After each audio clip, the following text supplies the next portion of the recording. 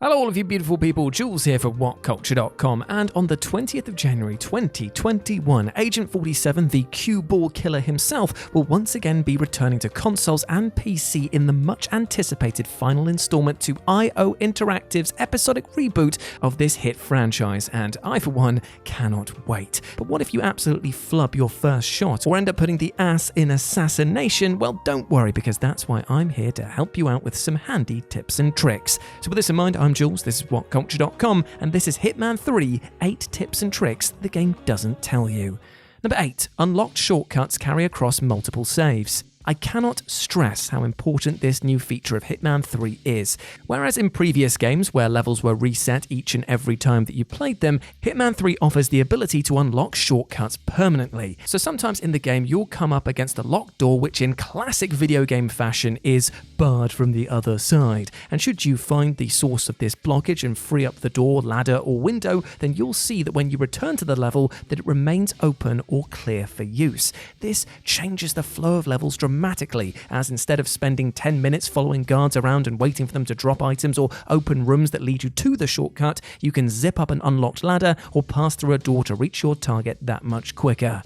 Therefore, it's advised to spend time learning your surroundings and unlock every single shortcut that you come across. Bring a crowbar though, because some of them can only be unlocked using that. Number 7, killing NPCs no longer loses XP. While we know deep down that collateral damage should and must be limited in assassinations, it was always a bit of a downer to see your ranking go down as a result in previous titles. Well, IO Interactive clearly noticed this and now no longer punishes players for approaching the situation however they please. Instead of penalising you for not being a silent assassin and killing NPCs to get different disguises, they reward you for, basically being a brutal murderer. Each kill, no matter who it's on, will score you some points at the end of the mission, and your ranking will change to reflect this. Now no longer do you need to adhere to the ICA's code of conduct if you don't fancy it, and you can still walk away with a bevy of bodies and a hefty chunk of experience points, which will unlock new features on the level that you are playing, as well as new outfits and even entry points. Everyone makes mistakes, but clearly in IO Interactive's eyes, these mishaps are all part of the greater picture. Number 6, the camera is your new best friend. While Agent 47 might be a bit light in the pockets when it comes to James Bond-esque gadgets, and most definitely prefers impaling somebody with a model replica of the Eiffel Tower over a watch that shoots lasers, he's not a complete Luddite when it comes to technology, as in Hitman 3, he's finally bought himself a fancy new camera. While not sporting the correct ring light and soft focus settings that most YouTubers would cream over, this camera does have a feature that puts most others to shame. By pointing this at certain technology or electronics, Agent 47 can communicate with his handler in order to hack systems, as well as bypass security controls and even create distractions so that he can slip by unnoticed. In any other circumstance, being caught with just a camera in your hands over a silenced pistol would be a bad look for an assassin, but if you're quick on the shutter and are analysing your surroundings, you won't need to fire a single bullet. Number 5, take your time and don't panic. One of the hardest things about playing a game like Hitman 3 is keeping your excitement under control. As soon as you arrive at a luxurious resort or swanky millionaires event, it can be tempting to run all over the place, getting up in people's faces as you marvel at the sheer amount of detail present in each and every locale. However, it is here that you must slap yourself in the face and look hard at Agent 47. What about him do you notice first? Well, besides the fact that he's bold, it's that he's got a stone-cold demeanour, and it's this icy confidence that lets him blag his way into most events without anyone batting an eyelid. Because while he might look it, 47 is not invincible and will go down like a sack of spuds to one of the many, many armed guards should you decide to go in all guns blazing. So, in order to avoid being turned into Swiss cheese, take your time and don't panic. While there are some timed events in each level, don't sweat getting these on your first couple of runs. Make use of disguises, check corners for upcoming surprises like security cameras, and remember, even when you've been spotted, dipping into a locker or leaving the area quickly and changing costumes is an easy way to get things back on track.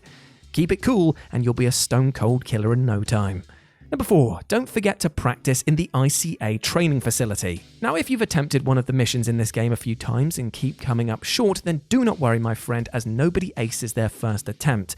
On the opening level of Hitman 3, I kept mistiming my approach and would get seen by the guards in short order, and in one rather humiliating case, finally got to the target only to stab him right in front of his bodyguards by accident.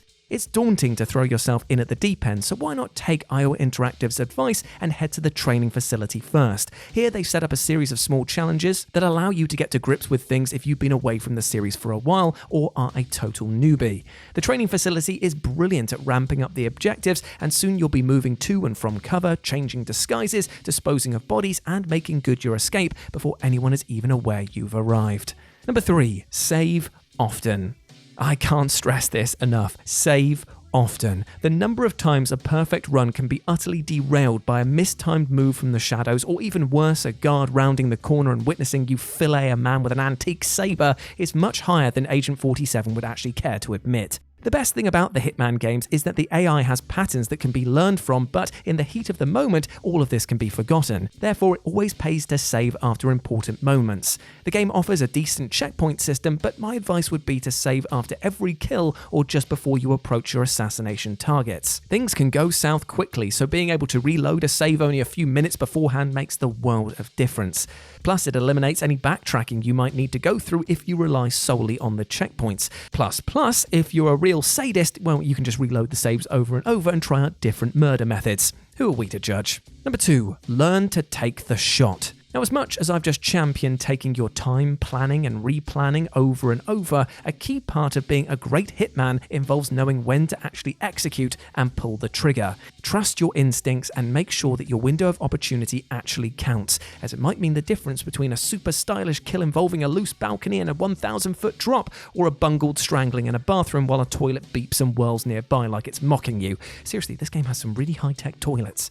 If you feel in your guts that you can make the kill, go for it. Think of the replay footage, because it's going to make for one hell of a highlight reel. And number 1, don't play VR mode first. Now, with all of these tips and tricks, your head might be starting to spin, right? Well, it's about to get a whole lot more intense, as IO Interactive, not just being content to offer up the most polished Hitman experience yet, has also announced that a full VR mode is slated for release alongside Hitman 3 for the PlayStation.